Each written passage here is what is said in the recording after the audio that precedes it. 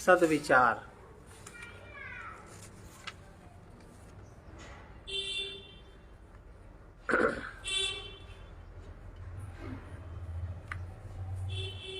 सद्विचार परम शुद्ध चेतन आत्मा का जब बुद्धि के साथ संयोग होता है तब वहीं पर अहम का जन्म होता है। ये अहम क्या है?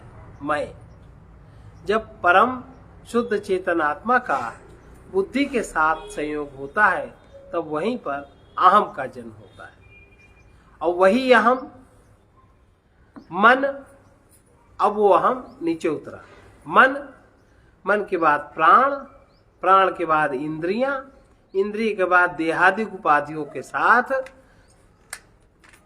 तद्रूपता धारण करता है। मैं मन हूं, मैं ये हूं, मैं प्राण हूं, मैं देह हूं। ये जो अहंग बना ये तद्रूपता धारण करता है और उपाधिगत गुण धर्मों का अभिमानी होकर तदनुसार अनेक प्रकार के कर्मों का कर्ता बनता है, भोक्ता बनता है। यही बंधन है। इसी से है जन्म मरण का दुखद दृश्य और इससे छूटना ही मुक्ति तथा परमानंद की प्राप्ति है। इस मुक्ति एवं परमानंद प्राप्ति का पथ है सत्याभिमुख विचार। मनुष्य अपने ही विचारों द्वारा सत्य, शांति, सुख, स्वर्ग की ओर गतिशील होता है और अपने ही दूसरे प्रकार के विचारों द्वारा अधोगति को प्राप्त करता है। निष्कर्ष यह निकल रहा है नरक और स्वर्ग के पथ केवल तुम्हारे विचार हैं। पाप या पुण्य की ओर, प्रकाश या अंधकार की ओर तुम अपने विचार पथ द्वारा ही यात्रा करते हो। ध्यान रहे कि तुम्हारे विचारों में जिस प्रकार के गुण रहते हैं उन्हीं गुणों में रंगे हुए वातावरण से तुम अपने को घिरा पाओ। तुम्हारे विचार से यह पवित्रता रूपी दुर्गंध फैलती है, पवित्रता रूपी सुगंध फैलती है। दुर्गंध से तो आसपास के लोगों के मस्तिष्क को गंदा करने के तुम ही अपराधी बनते हो और सुगंध फैलाते हो तो अपने निकटवर्ती संसार के मस्तिष्क को तुम प्रफुल्लित और स्वस्थ बनाने के पुण्य के भागी स्वतः बनते हो। इसमें तुम्हें कुछ करना नहीं पड़ता। आज तुम अपने भीतर जैसा कुछ स्वभाव गुण पाते हो वो तुम्हारे ही किसी समय के विचारों का फल है। इसी प्रकार तुम्हारा भविष्य भी आज के विचारों पर निर्भर है। तुम अपने विचारों से घटनाओं के निकटवर्ती पदार्थों को जिस तरह ढकते रहते हो उसी तरह दूसरे की आत्माओं को भी अपने विचारों का आवरण पहना कर देखते हो। तुम्हारे विचारों की शक्तियां ही तमाम बातों को स्वरुचि पूर्वक रूप दिया करती हैं। तभी तो सूक्ष्मदर्शी महात्माओं को दिखता है कि विश्व विचार का ही विकार है। तुम अपने जीवनोद्देश्य को तभी सफल बना सकोगे जबकि अपने संपूर्ण विचार प्रवाह को उद्देश्य की ओर लगा दोगे। तुम अपने विचारों से अलग नहीं हो सकते क्योंकि मन का विचारों के साथ अभिन्न संबंध है, परंतु विचारों से तुम भिन्न भिन्न पथगामी हो सकते हो। अज्ञानी तो बिना कुछ सोचे ही समझे अपने विचारों के पथ पर चलते रहते हैं, पर ज्ञानी विवेक दृष्टि से अच्छे पवित्र विचार पथ पर यात्रा करता है। तुम्हारे समस्त कार्य तुम्हारे ही भले या बुरे विचारों के चित्र हैं जो पहले मन में छिपे थे फिर आज दृष्टिगोचर हो रहे हैं। इसी प्रकार तुम्हारा भविष्य आज के विचारों के नींव में गठित हो रहा है। तुम उसी पदार्थ को, चाहे वो पदार्थ किसी भी क्षेत्र का हो, अपनी ओर आकर्षित करते हो जिसके लिए तुम्हारे अंतर में विचार होते रहते हैं। प्रेम में विचारों द्वारा तुम अपने प्रेमास्पद को आकर्षित करते हो और इसी प्रकार भ्रम एवं द्वेष विचारों द्वारा शत्रु को अपनी ओर आने का पथ देते हो। किसी भी प्रकार के विचार गुप्त नहीं रखे जा सकते। विचार की अपनी गति से शीघ्र ही स्वभाव में परिणत होते हैं। विचार ही अपनी गति से शीघ्र ही स्वभाव में परिणत होते हैं और स्वभाव क्रियाकर्म के रूप में प्रकट होकर तद अनुसार तुम्हारे आगे फल ला देते हैं, तुमको उनका भोक्ता बना देते हैं। तुम्हारे विचारों से शत्रु भाव या मित्र भाव का जन्म होता है। विचारों के असर से ही तुम मित्रता को शत्रुता में, शत्रुता को मित्रता में परिणत कर सकते हो। कोई भी पदार्थ या कोई भी संबंधी जो आज अपने विचारों के अनुरूप या एक और प्रकार का दृष्टिगोचर होता है, वही तुम्हें विचारों को बदल देने से दूसरे प्रकार में बदलता हुआ दिखाई देता है। किसी के प्रति सद्भावना, सद्विचार रखना, उसके साथ परम उपकार करना है, क्योंकि पवित्र विचारों से शांतिप्रद शक्ति प्रस्फुटित होती रहती है, जिससे अपनी ही नहीं वरन दूसरे की भी उन्नति होती रहती है। इसी प्रकार किसी के प्रति अनिष्ट कर बुरे विचार मन में रखने से उसकी बड़ी हानि का कारण बनना है। किसी के प्रति बुरे अनिष्टकारी विचारों में भयंकर अनिष्टकारी शक्ति रहती है। इस नियम से मनुष्य विचारों द्वारा कहीं किसी के साथ परम उपकार करता है, कहीं क्रूर अपवित्र विचारों द्वारा किसी के प्रति अनिष्ट करता है। तुम्हारे विचारों में तदनुसार शब्दों में और तज्जनित कर्मों में ऐसी शक्तियां हैं जिनका असर दूसरों पर अवश्य होता है। तुम अपने विचारों, शब्दों एवं कर्मों की शक्तियों द्वारा संसार का हित या अहित करते रहते हो। अतः सावधान होकर निरंतर केवल पवित्र विचारों को ही अंतर हृदय में स्थान दो। बुरे अनिष्टकारी विचारों का अपनी पूरी शक्ति से विरोध करो कि वे मन में किंचित भी स्थान न पावें। उनकी झलक आते ही तेजी से ललकार कर सामना करो, वो तुरंत वापस जाएं। अनुभवी महात्माओं का कहना है, कोई भी अशुद्ध भाव विचार मन में आकर यदि 10 मिनट भी रुक जाए तो उसका असर सूक्ष्म शरीर पर 48 घंटे रहता है। 10 मिनट के विचार का असर 48 घंटे रहता है। स्मरण रहे, तुम अपने ही विचारों, अभिलाषाओं द्वारा अपनी वर्तमान या भविष्य की सृष्टि रचते रहते हो, बिगाड़ते भी रहते हो। यदि तुम दुखी होना पसंद नहीं करते तो निरंतर पवित्र सुखदायी विचारों से ही अपने को भरे रहो। निराशा, भय, घृणा, द्वेष आदि से भरे हुए विचारों को कभी अपने निकट मत आने दो। यदि तुम पवित्र परोपकार पूर्ण भाव में विचारों से अपने को तन्मय रखोगे तो शीघ्र ही वे विचार तुम्हारे बाह्य जीवन में अच्छी दशाओं का रूप धारण करेंगे। आपका हर एक विचार अपनी शक्ति से अनुकूल दिशा में फैलकर अपना प्रभाव डालता है और उधर से अपने रूप के अनुसार उसी प्रकार का बल लाता है, जिससे विचारानुरूप गुण धर्म की पुष्टि होती है। जितने भी पवित्र स्वार्थ रहित विचार हैं, वे तुम्हारे लिए शांति और प्रसन्नता के लाने वाले दूत हैं। तुम्हारे विचारों में जिस प्रकार के गुण धर्म पूर्ण आदर्श होगा, उसके चिंतन मनन से तुम में उसी प्रकार के गुण धर्म स्वभाव पुष्ट होकर चरितार्थ होंगे। इसलिए निरंतर पवित्र आदर्श को ही अपने विचारों में स्थान दो, तुम वैसे ही बनोगे। विचारों की उत्तम प्रवृत्ति से ही शांति, सुखपूर्ण भविष्य बनता है। अतः तुम अनुचित दुर्गुणोत्पादक विचारों का दमन करो, सारी शक्ति से उनका बहिष्कार करो, तभी तुम वीरता से विजयी हो सकोगे। तुम अपने विचारों से स्वयं नियंत्रित होकर मूर्ख मत बनो, वरन विचारों को स्वेच्छित विधि से नियंत्रण रखो, यही तुम्हारी बुद्धिमानी होगी। यदि तुम अपने मन में स्वार्थपरता से भरे हुए अपवित्र को विचार को स्थान देते रहोगे तो इसके दुष्परिणाम को किसी प्रार्थना से, दान से, यज्ञ से, दूर से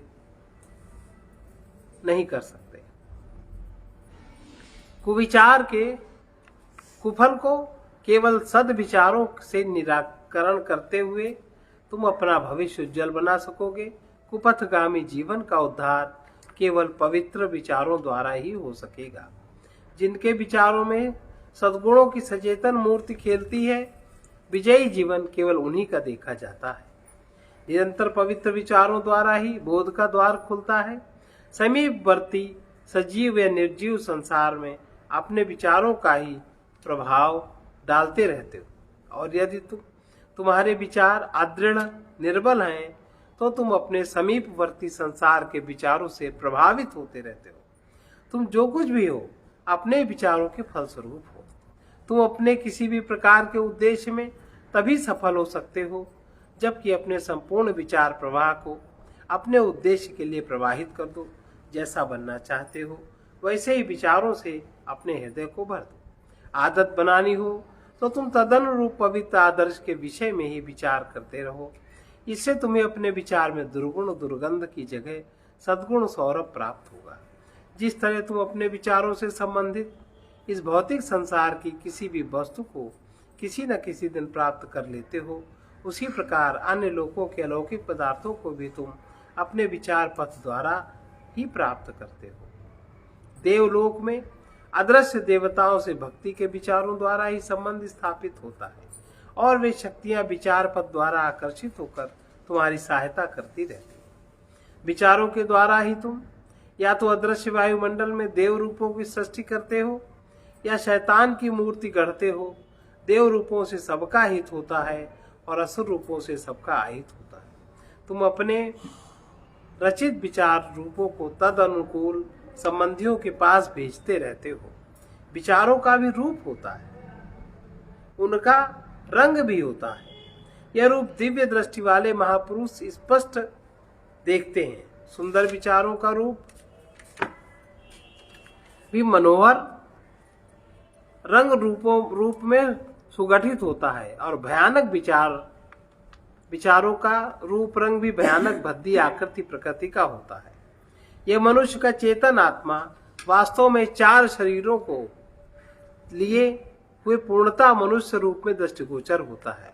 तुम्हारी एक स्थूल देह, दूसरी वासनात्मक देह, तीसरी मानस देह, चौथी विज्ञानमय देह, सब आनंदमय आत्मा का ही चेतन स्वरूप है। ये चारों देह 4 लोकों की प्रकृति की बनी है। तदनुसार जिस लोक की प्रकृति से बनी देह में विचार होते हैं, उन विचारों का रूप भी उसी लोक से, उसी शरीर से अपना संबंध रखता है। विज्ञान में शरीर में जो विचार रहते हैं वो सत्य आत्मज्ञान के विचार होते हैं। उनका रूप अति सुंदर कोमल और उनका रंग पीला होता है। स्वर्णवत दिव्य देव आकृति में विचार रूप सुगठित होता है। इसी प्रकार मनस लोक की प्रकृति के मनस शरीर में जब विचार प्रधान होते हैं तो उनका सद्गुण स्वरूप भक्ति भाव में विचारों के रंग का सुंदर रूप होता है। इसलिए सोचकर देखो, भक्तों की भक्ति चूंकि अधिकतर कृष्ण या राम के प्रति होती है, तो भक्त के भाव में भगवान का रूप चित्रों में नीले रंग का दिखाया गया है। साथ ही इन महान पुरुषों के चित्रों में एक खास बात और दिखाई जाती है, वो ये कि सिर के आसपास पीले रंग के स्वर्ण की तरह प्रकाश किरणें छिटकी रहती हैं। ये दिव्य ज्ञान के विचारों का रंग रूप है और प्रेम प्रधान विचारों का रूप रंग हल्का गुलाबी रहा करता है। ये रंग निस्वार्थ प्रेम के विचार रूपों का है। सहानुभूतिपूर्ण विचारों का रंग हरा होता है। तुम्हारे विचार जब तक केवल देह इंद्रिय मन के स्तर में केवल विषय सुखाभिलाषा से भरे हैं, तब तक विचार रूप अत्यंत कुरूप, भद्दे, राक्षस, प्रेत, मानव, शैतान की सी आकृति के होते हैं, जो तुम्ही को चूसने वाले, तुम्हारी शक्ति से पुष्ट होकर तुम्हारे निकटवर्ती संसार में बुरा प्रभाव डालने वाले होते हैं। इस क्रम से तुम संसार के अनिष्टकारी सिद्ध होते रहते हो। जब तक तुम स्वयं सुख शांति के अधिकारी न हो सकोगे, तब तक अपने विचारों में यह भयानक क्रूरता पोषित करते रहोगे। परंतु जब तुम्हारे विचार इस स्थूल देह, वासनात्मक देह से ऊपर उठकर मनुष्य शरीर में सद्गुणाकृति धारण करते हैं, बस तभी से तुम शांति सुख की सुनहरी किरणों से चमकने लगते हो। तुम्हारे विचारों में जितनी ही दया, करुणा, सहानुभूति बढ़ती जाती है, तुम जितना ही परोपकार, परायण भक्ति, श्रद्धा भाव से अपने हृदय को पूर्ण पाते हो, उतने ही अंशों में तुम्हारे द्वारा ऐसे विचारों के देव रूप संसार के हितकारी सिद्ध होते हैं कि तुम अनायास ही परम पुण्य के भागी होते जाते हो। तुम्हारे विचारों से उसी प्रकार मनोहारी सौरभ अनायास बहता रहता है। जिस तरह किसी सुंदर सुमन से सुगंध बहती है, पर पुष्प को यह गर्व नहीं होता कि मेरी सुगंध से लोग लाभ उठा रहे हैं, वो खिलता है, सुगंध स्वभावता फैलती है।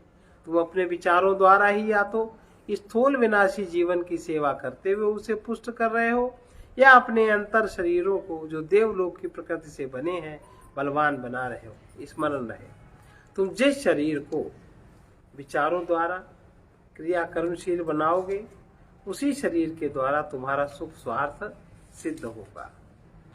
अतः यदि तुमने मानव रूप में अपने अंतर शरीरों को विचारों द्वारा सद्भावनाओं सद्गुणों सद्ज्ञान से पुष्ट नहीं किया, उन्हें क्रियाशील बनाकर भौतिक जीवन से परे उठकर यदि तुम दैवी प्रकृति में चेतना जागृत नहीं कर सके तो याद रहे तुम यहीं के जन्म मरण के चक्कर में पड़े रहोगे। पशुवत स्थूल जीवन का ही भोग करते हुए अधपतित ही होते रहोगे। अतः अपनी भौतिक व्यक्तिगत लालसाओं इच्छाओं पर विजयी होकर परोपकार पूर्ण सदकृत्यों सद्भावनाओं द्वारा अपने को इस भौतिक देह इंद्रिय सुख वासना के कारागार से मुक्त कर लो। सदा उच्च आदर्श का विचार करो, तुम वैसे ही बन जाओगे। यदि विचार प्रवाह बुद्धि से ज्ञान रूप में, मन से सद्भाव गुण रूप में, प्राण इंद्रियों से वासना रूप में दिखाई पड़ता रहता है, निस्वार्थ प्रेम के विचारों से दया करुणा सहानुभूति का सुंदर रूप बनाकर तुम अपने को तो दैवी आनंद के अधिकारी बनाते ही हो, वरन अपने इस तरह के विचारों से तुम अपने मित्रों संबंधियों का परम हित करते रहते हो। तुम जिसके लिए जैसा विचार रखते हो वो विचार अपने गुण रूप से उस व्यक्ति को अपनी रक्षक शक्ति से घेरे रहता है। प्रेम दया के विचारों से तुम अपने प्रेम पात्र के आसपास मानो एक रक्षक दूत बना देते हो जो उसकी संकटों से यंत्रवत रक्षा करता रहता है। इसी प्रकार स्वार्थ एवं अनिष्टकर विचारों से तुम किसी के साथ एक दानव आकृति गढ़ देते हो जो उसे खतरे में डालने का अवसर देखा करता है। इस तरह अनेकों बार तुम पाप पुण्य की वृद्धि अनायास ही करते रहते हो। तुम अपने विचारों से मृत जीवों को परलोक में भी सहायता कर सकते हो जो कि अधम वासनाबद्ध नीचे लोकों में नरक दुख का भोग कर रहे हैं, पर जो तुम्हारे संबंधी हैं। इसी प्रकार उच्च पवित्र आत्माओं से विचार चिंतन द्वारा श्रद्धा भक्ति में संबंध स्थापित कर उनसे उच्च लोकों से इस भूलोक में आशीर्वाद सहायता प्राप्त कर सकते हो। यहाँ एक गुप्त रहस्य समझ लो, तुम कहीं भी किसी के प्रति भी जहां तुम्हारे विचार श्रद्धा भक्ति का रूप धारण कर लें तो उसी व्यक्तित्व में तुम्हें महानता के दर्शन होते जाएंगे, वरन तुम उस व्यक्तित्व में जहां सर्वसाधारण लोगों को कुछ भी विशेषता नहीं दृष्टिगोचर होती वहीं तुम्हें महानता और ईश्वरत्व महिमा का बोध होगा, क्योंकि सत्य सर्वत्र पूर्ण है। तुम उसे श्रद्धा भक्ति के विचारों से कहीं भी आवाहन कर सकते हो। तभी कहा गया है, हरि व्यापक सर्वत्र समाना, हरि व्यापक सर्वत्र समाना, प्रेम से प्रकट हूँ मैं जाना, प्रेम से प्रकट। तुम्हारे श्रद्धा प्रेम में विचारों में ही वो शक्ति है जिसके द्वारा परमानंद का दिव्य द्वार खुल जाएगा। एक मनुष्य का विचार दूसरे मनुष्य पर असर डालता है, एक कुटुंब का विचार दूसरे कुटुंब पर अपना असर डालते हैं। इसी प्रकार एक जाति के विचार दूसरी जाति के सम्मुख खड़े होते हैं और एक देश के विचार का असर दूसरे देश के सामने दीवार बनाता है। विचारों के असर की समानता में तो प्रभाव पड़ता है और असमानता में भयंकर युद्ध होता है, प्रतिवाद खड़ा होता है। इन सब बातों की जड़ मनुष्य के विचार हैं। कोई मनुष्य या कुटुंब या जाति देश जहाँ तक अपने ही स्वार्थ सुख की सिद्धि के लिए स्वार्थी विचार रखता है वहीं तक वो अपना वर्तमान और भविष्य अंधकार में बनाकर दुखद नरक की रचना करता रहता है। यदि इसके विपरीत कोई मनुष्य या कोई कुटुंब कोई जाति या देश अपने व्यक्तिगत अहंग की स्वार्थ सुख लिप्सा त्याग कर परोपकार दया एवं निष्काम प्रेम की दृष्टि खोल कर यात्रा करता है तो वो अपना वर्तमान और भविष्य प्रकाश में बनाते हुए परमानंद का सदैव द्वार खोलता है और अनंत सुख का भोक्ता बनता है। प्यारे पथिक, यही सद्विचार पथ है जिसके द्वारा तुम मानवता के ऊंचे ऊंचे सोपानों में चढ़ते हुए देवत्व की सीमा में पहुंच जाओगे। आज तक जहां तुम अपने असत विचार पथ से कितने नीचे स्तरों में भटकते रहे, जहाँ भयानक दुखों यातनाओं से भरी दुनिया में ही ईर्ष्या, द्वेष, काम, क्रोध, लोभ, मद, मत्सर आदि के नियंत्रण में आबद्ध रहकर कितनी शक्ति, कितना समय खोते हो, अब वहां से उस पथ के विपरीत लौटकर सद्विचार पथ द्वारा सुंदर, शांति एवं सुखमय संसार में तुम प्रवेश करोगे।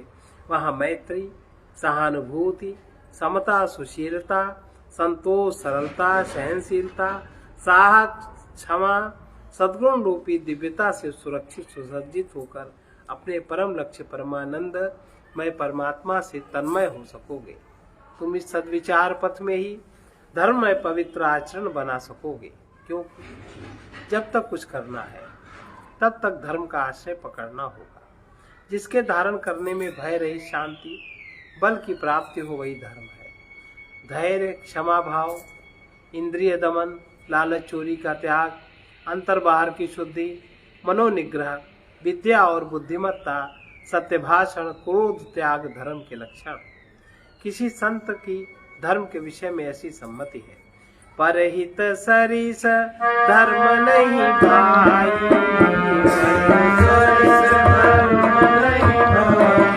पर प्रिया समझैया भाई,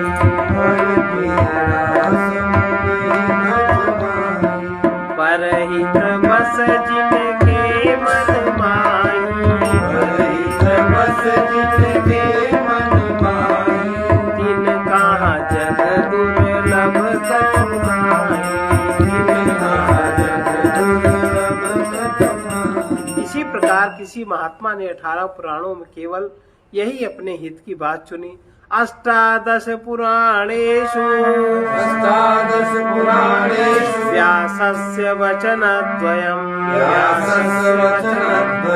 परोपकार पुण्याय पापाय परपीडनम्। यानी परोपकार ही पुण्य है, धर्म है, परपीड़ा ही पाप है। संतों महात्माओं के ये सभी शब्द बहुत ही सुंदर और सारगर्भित हैं। तुम्हें विचार पथ में चलते ही इनको ग्रहण करना होगा। अतः आगे इसमें जिस बात की आवश्यकता है वह विवेक दृष्टि, उसे ही प्राप्त करने के लिए आगे बढ़ो। ओम नमः सद्गुरुदेव। सर्वे भवन्तु सुखिनः, सर्वे भवन्तु सुखिनः, सर्वे सन्तु निरामयाः, सर्वे सन्तु निरामयाः, सर्वे भद्राणि पश्यन्तु, सर्वे भद्राणि पश्यन्तु, मा कश्चित् दुःखभाग् भवेत्, मा कश्चित् दुःखभाग् भवेत्। परम प्रभु की प्रिय शाश्वत आत्माओ, परम प्रभु की प्रिय शाश्वत आत्माओ, तुम्हें देख कुछ गीत गाने की मन में, तुम्हें देख कुछ गीत गाने की मन में। जो कुछ भी अभी तक समझा है मैंने, जो कुछ भी अभी तक समझा है मैंने, वही सब तुम्हें भी सुनाने की मन में, वही सब तुम्हें भी सुनाने की मन में। परम तत्वदर्शी जगत को ही प्रभु मैं, परम तत्वदर्शी जगत को ही प्रभु मैं, प्रभु को जगत में सतत देखते हैं, प्रभु को जगत में सतत देखते हैं। इसी भाव से सर्व रूपों में अपने, इसी भाव से सर्व रूपों में अपने, सर्वस्व तब को ही पाने की मन, सर्वस्व तब को ही पाने की मन। परम प्रभु की प्रिय शाश्वत आत्मा, परम प्रभु की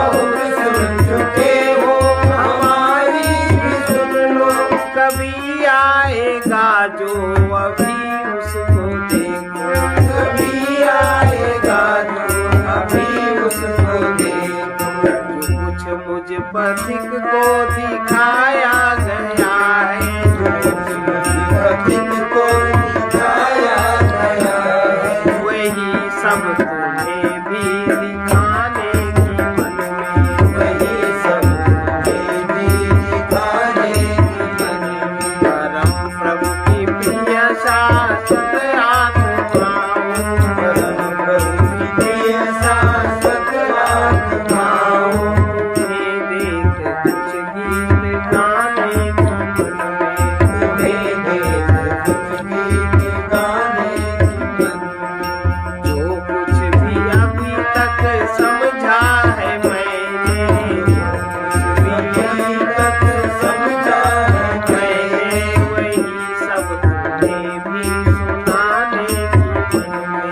वही सब तुम्हें भी सुनाने की मन में। इसका संत वचन है, अहंकार को प्रभु में समर्पित जानकर प्रभु की मर्जी से सब कुछ होते हुए देखो। बहुत बड़ी बात है। अहंकार को प्रभु में समर्पित जानकर प्रभु की मर्जी से सब कुछ होते हुए देखो। सब स्वीकार करते जाओ। हानि लाभ, अच्छा बुरा सब माना हुआ भाव है। सत्य केवल परमात्मा है। कृष्णाय वासुदेवाय, कृष्णाय वासुदेवाय, हरे परमात्मने, हरे परमात्मने, प्रणतक्लेशनाशाय, प्रणतक्लेशनाशाय, गोविन्दाय नमो नमः। गोविन्दाय नमो नमः। असतो मा सद्गमय, असतो मा सद्गमय, तमसो मा ज्योतिर्गमय, तमसो मा ज्योतिर्गमय, मृत्योर्मामृतं गमय।